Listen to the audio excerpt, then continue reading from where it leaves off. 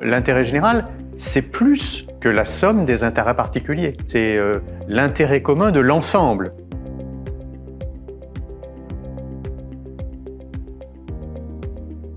Jean-Luc Névache, ancien préfet, assesseur à la première chambre.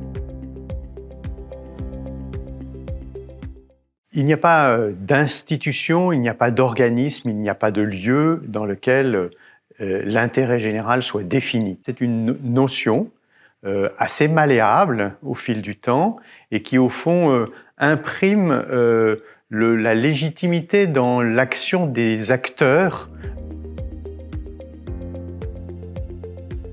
Les prérogatives de puissance publique, elles sont à la fois au service de l'intérêt général et en même temps, cet intérêt général le délimite. Elles ne peuvent s'exercer que dans les limites de l'intérêt général et c'est au juge de vérifier que c'est bien l'intérêt général qui est poursuivi et lui seul. L'intérêt général, il peut être porté non seulement par l'État, par les collectivités territoriales, mais aussi par d'autres acteurs, des acteurs privés, le cas échéant, qui, en défendant des intérêts collectifs, finissent par défendre l'intérêt général.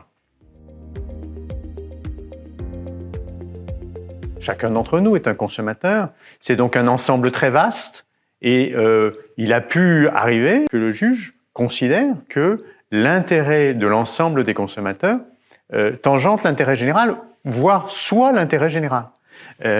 Mais il y a presque un antagonisme de principe entre l'intérêt particulier et l'intérêt général. Par définition, si j'ose dire, l'intérêt général est quelque chose qui est un peu surplombant, qui est plus que l'addition des uns et des autres.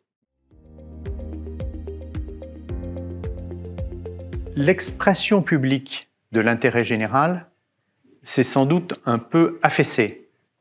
Et pour autant, ça reste une boussole à la fois de l'action publique et une boussole pour le juge, pour juger de l'action publique, de sa pertinence et de ses limites.